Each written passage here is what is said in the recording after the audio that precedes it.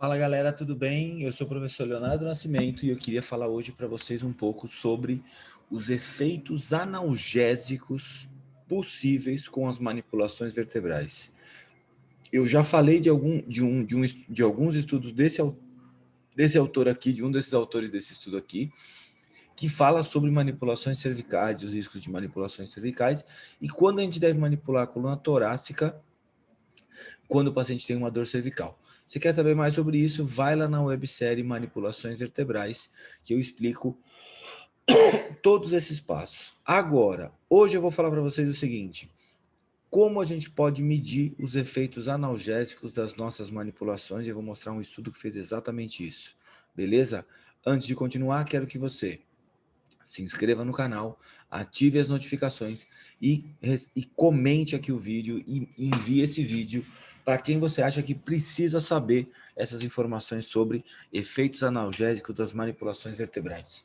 Vamos lá então? Deixa eu compartilhar com vocês aqui o meu estudo. Lembra que ele está sempre grifadinho, tá? E algumas pessoas já recebem o meu artigo grifadinho também. Você quer ser uma delas? Fica ligado lá na minha página do Instagram que eu te explico como é que você faz. Seguinte, aqui esse estudo está falando das modificações no limiar de dor à pressão na articulação zigoapofisária de C5-C6 depois de uma manipulação na junção cérvico-torácica em pacientes em sujeitos saudáveis. Então, o que esse estudo fez? Ele verificou se a manipulação de C7-T1 pode alterar a pressão, a sensibilidade de dor à pressão na região de C5-C6, na articulação zigoapofisária de C5-C6 em sujeitos saudáveis. Pontos importantes desse estudo: como eles fizeram as medidas, e o outro ponto importante desse estudo, você que está pensando em estudar manipulação vertebral, esse estudo é um estudo muito bom para ter como referência de utilização do placebo em manipulação. Vou mostrar para vocês como é que eles fizeram, foi muito interessante. Foram aplicados em 30 sujeitos, 13 homens e 17 mulheres, sem uma história recente de dor no pescoço, dor no ombro ou na extremidade superior. E isso era considerado saudável nesse estudo. Agora presta atenção aqui, ó. Esse estudo começa falando da efetividade das técnicas de terapia manual diretamente na coluna cervical em pacientes com dor cervical ou cefaleia cervicogênica, que isso a gente já tem uma grande variedade de ensaios clínicos controlados randomizados e revisões sistemáticas corroborando que a gente deve utilizar manipulação cervical direta em pacientes com dor cervical ou cefaleia cervicogênica. Agora, os riscos potenciais que estão associados com essa manipulação de cervical alta limitam o seu uso na fisioterapia. E lembra que aqui no canal eu já tenho também alguns estudos, alguns vídeos que mostram exatamente isso. Como a gente pode se precaver para realizar uma manipulação cervical com segurança. Então, você está na dúvida, fuça aí no canal que você vai achar como que a gente deve, quais são os parâmetros que a gente deve utilizar. Mas isso ainda é um risco para a maioria dos profissionais. Então, a gente precisa pensar nesses riscos. Então, estudos recentes mostram que a manipulação torácica resulta em melhora imediata nos sintomas e na função dos pacientes com dor cervical. E aqui, esse estudo está lá na websérie Manipulações Vertebrais. Uma característica específica de um subgrupo de pacientes com dor cervical respondem rapidamente e dramaticamente à manipulação com thrust na coluna torácica, que foi identificado que são os fatores preditivos que eu explico lá naquele vídeo. Os efeitos reais da manipulação cérvico-torácica precisam ser elucidados. Por causa da relação biomecânica entre a cervical e a torácica, algumas vezes, alguns distúrbios de mobilidade articular da junção cérvico-torácica podem servir como um contribuidor do desenvolvimento de desordens na região cervical. Foi demonstrado também que a mobilização, a manipulação das articulações de forma remota no paciente pode resultar num efeito hipoalgésico imediato. Então, a gente já sabe que as manipulações ou as mobilizações geram uma hipoalgesia temporária, imediata, que a gente pode, inclusive, aproveitar essa hipoalgesia para utilizar, para realizar qualquer outro procedimento nesse paciente. Por exemplo, exercícios. Os mecanismos neurofisiológicos pelos quais a manipulação são efetivas precisam ser profundamente elucidados e tanto a ativação dos mecanismos centrais e periféricos devem ser propostas. Então, a gente precisa estudar sempre mais a manipulação e como é que ela produz todos os efeitos que ela produz. Uma revisão da literatura encontrou poucos estudos explorando as alterações na mecanosensibilidade da dor provocada por manipulações espinais. Então, aqui o autor mostra a falta de literatura para responder essa pergunta do estudo dele, que é pressão pelo algômetro nas articulações hipofisárias, após manipulação cervical. Esse outro estudo do autor também, o Fernandes de las Penhas, encontrou que a manipulação cervical também resulta numa hipoalgesia mecânica, tanto nos cotovelos, em ambos os cotovelos, num estudo de corte em pacientes saudáveis. Então, a gente também pode utilizar a manipulação cervical para gerar uma hipoalgesia nos cotovelos do paciente antes de realizar algum tipo de exercício, no caso, por exemplo, de tendinopatias de cotovelo. Tá?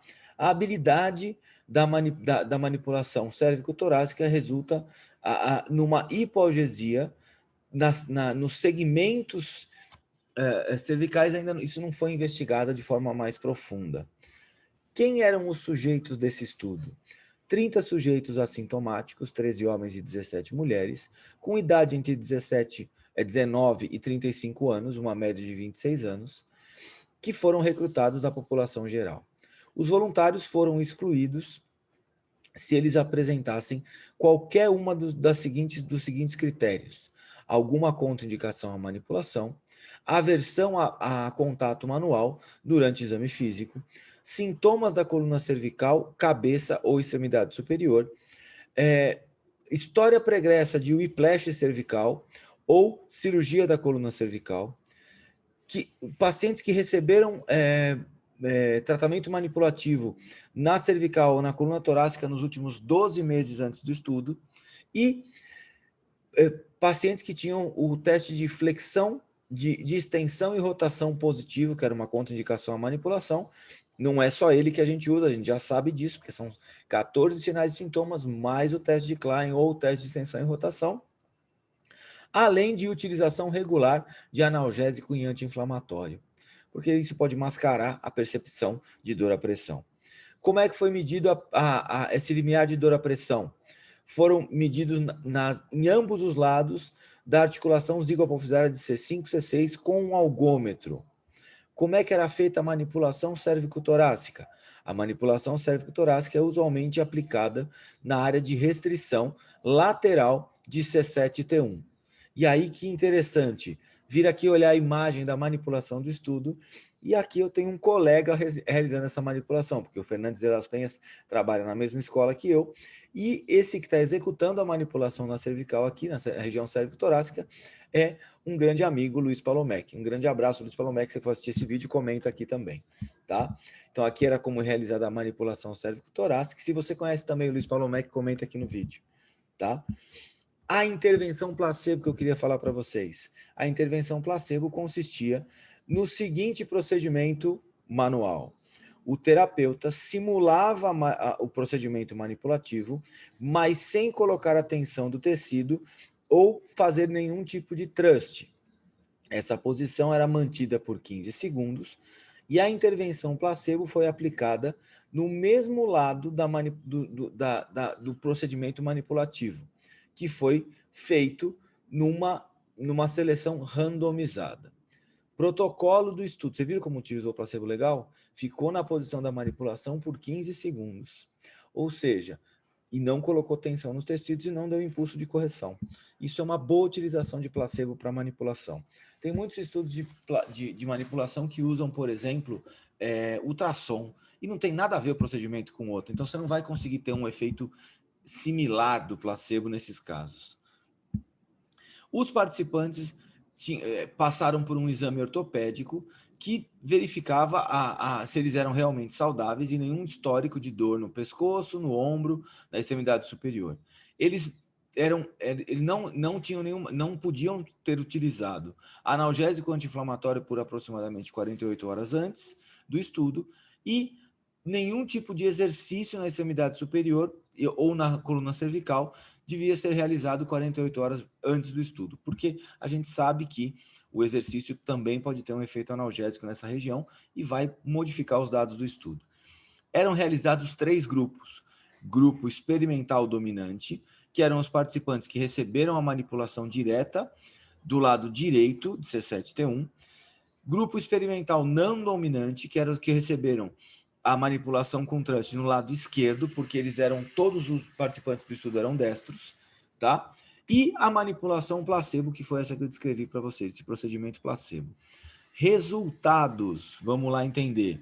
Os destros que receberam a manipulação do lado direito, antes da intervenção, o limiar de dor era 334,5 e depois da intervenção 387,6. Ou seja, tivemos 53 de diferença, tá? E aí a gente tem aqui o grupo experimental. Antes era 308, passou para 389, tivemos 80 de diferença. O que aconteceu nos resultados aqui? A gente teve uma modificação, tá? No grupo experimental, aqui em cima tem as mulheres e aqui embaixo os homens. E aí no grupo experimental, no lado dominante, teve uma diferença de 44. Nos homens, no lado dominante, 56. No grupo experimental, 40 de diferença no lado não dominante e 88 no lado não dominante. Ou seja, os resultados desse ensaio clínico mostraram que a manipulação cérvico-torácica resulta num aumento do limiar de dor na região cervical, particularmente em C5, C6, na articulação zigoapofisária de C5, C6. Esses resultados são similares a outros estudos que demonstraram que as técnicas de terapia manual resultam numa melhora imediata do limiar de dor à pressão. O efeito desses grupos, os grupos que receberam a manipulação C7T1, foi grande, sugerindo uma importância melhora clínica depois da intervenção. Ou seja, dá para usar clinicamente esses efeitos dessa manipulação de C7T1 para depois fazer algum procedimento na cervical, algum exercício, até alguma mobilização que antes você não estava conseguindo nem encostar. A manipulação de trust foi direta no segmento de C7T1 e é normalmente o procedimento manipulativo que tem um impacto direto no segmento superior e inferior da vértebra-alvo. Um recente estudo in vitro de ressonância magnética investigou a cinemática durante essa mobilização posterior-anterior na coluna cervical. E isso sugere que não somente a mobilização posterior-anterior, direta de C5, mas também de 2 a 3 segmentos acima e abaixo da vértebra-alvo, pode experienciar o paciente um grande aumento da rotação no plano sagital. Baseado nesses dados, a gente também pode falar que os segmentos abaixo e acima de C7T1 também fazem um impacto direto como essa técnica. É muito bem documentado que as articulações zigoapofisárias são altamente inervadas e contêm numerosos mecanorreceptores, por isso que o estudo foi feito exatamente nessa região. Também é especulado que a manipulação espinal pode alterar sinais aberrantes sensoriais produzidos por mecanorreceptores localizados nas regiões inervadas próximas à região zigoapofisária. Conclusão desse estudo. A aplicação da manipulação cérvico-torácica induziu as alterações da pressão de dor em ambos os lados de C5 e C6 em sujeitos saudáveis. Adicionalmente, o tamanho do efeito dos grupos que receberam a manipulação de C7T1 foi grande, sugerindo uma importância e relevância clínica depois da intervenção. Diferentes mecanismos terapêuticos tanto os biomecânicos quanto neurofisiológicos podem estar envolvidos nesse ao mesmo tempo. Aqui tem as aplicações práticas na sua clínica e eu vou fazer algumas recomendações a partir disso aqui para ficar uma mensagem para vocês depois desse vídeo. A aplicação da manipulação cérvico-torácica leva a modificações no limiar de dor à pressão nas articulações zigoapofisárias em pacientes saudáveis. Ou seja, se você tiver com um paciente com um torcicolo agudo, com alguma alteração aguda na cervical, que ele não esteja permitindo você tocar, mobilizar essa região, uma das alternativas que você tem clinicamente é manipular C7T1 para ter esse efeito analgésico temporário e conseguir depois modificar e fazer a mobilização ou a manipulação que você queria fazer na cervical desse paciente. Então, você pode usar isso clinicamente dessa forma. Segundo a aplicação prática clínica, o tamanho do efeito do grupo que recebeu a manipulação foi grande, sugerindo um grande efeito clínico. E o efeito do grupo placebo foi pequeno, ou seja, é realmente a manipulação que fez isso. Então, é realmente a manipulação que vai te ajudar nesse efeito analgésico que você precisa clinicamente. E diferentes mecanismos terapêuticos, tanto biomecânico como neurofisiológico, podem estar envolvidos ao mesmo tempo. Então, o que eu vou te dar de conselho clínico depois desse estudo? Primeira coisa, se você precisa de um efeito analgésico nas articulações zigoapofisárias cervicais, você pode manipular C7T1 que você vai ter um excelente resultado. Segunda coisa, assistam à websérie Manipulações Vertebrais, que eu comento quais são todos os efeitos estudados já biomecânicos e neurofisiológicos das manipulações. Beleza? Gostou desse vídeo? Começou a utilizar alguma coisa na prática clínica? Comenta aqui sua dúvida e coloca aqui sua sugestão para outros vídeos. Um beijo, até a próxima. Valeu!